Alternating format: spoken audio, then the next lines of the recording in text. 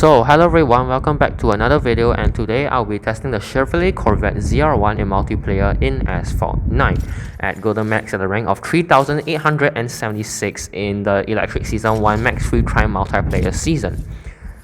Yeah, and as you might have seen already, like you might have noticed just now, I didn't put the loading screens anymore because I'm remembered all the variants more or less. So let's start off with our first race on St. Peter's Kickoff on Rome. Okay, so a quick introduction of the Electric Season I MP2. So there are 8 cars you can use: the Taycan, the Volkswagen Electric R, which I didn't win by the way because there was one guy who decided to 3-star his Volkswagen. I was very angry at that. And then you can also use the ZR1, which was the third one on the lineup.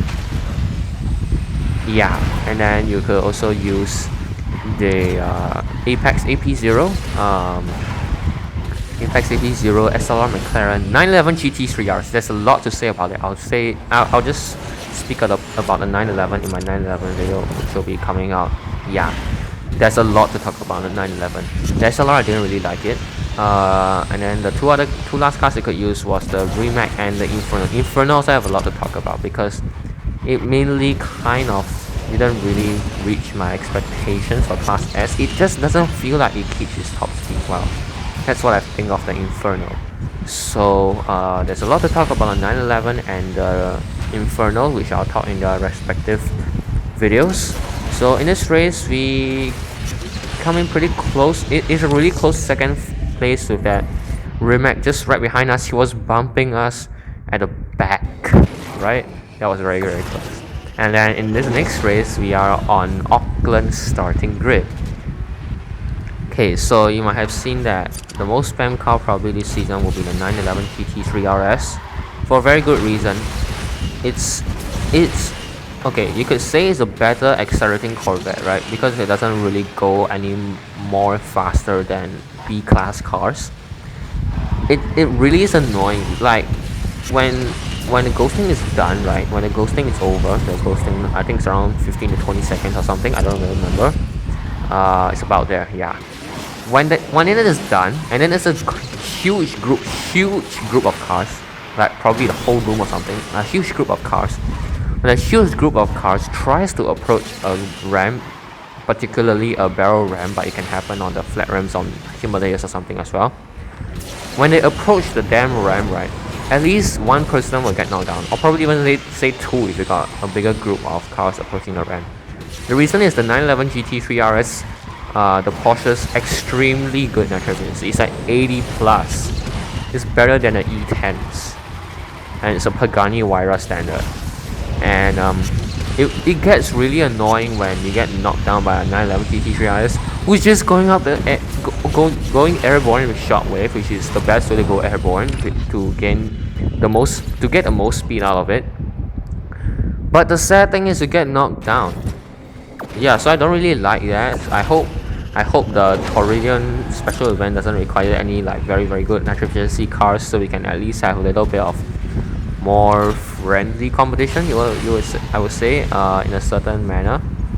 And 911s literally rule the ropes this season. They win against Infernos, they win against Rimacs, they win against anything. Seriously, if driven properly, that is.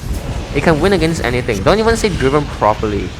I'm guessing that some noobs even won with a 911 GT3 RS. It's extremely easy to drive. The handling is a Corvette standard. The natural efficiency is a Pagani Huayra standard.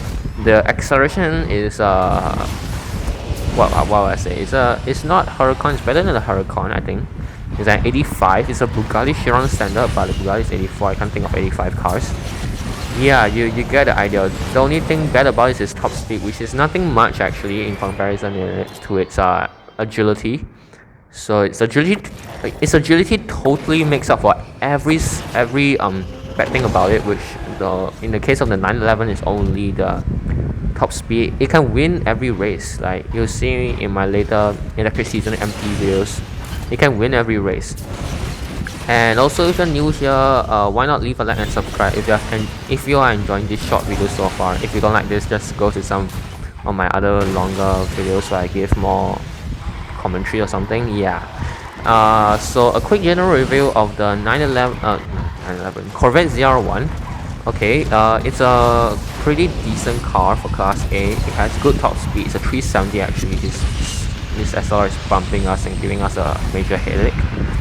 Acceleration is fine. It's just an 80. It's not very good, but it's still okay. Drifting is a tinge bit wide, but it's fine. It's still decent enough. Handling is also good enough. Natural efficiency is very good. Overall, it's a pretty good car for Class A, provided not to manage it because there'll be more better cars spamming Class A. We know multiplayer, okay?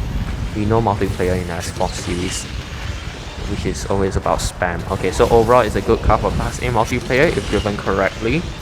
And yeah, so we are coming to the end of the video already. This is very short. I'll try to make the remaining ones longer. I literally have to ask for clips for my Inferno video because I didn't really put anything in it. So that's the end of today's video. Hope you guys enjoyed. Do leave a like and subscribe if you have enjoyed this video so far, and subscribe for more Asphalt A9 content, and I'll see you in the next video. Goodbye.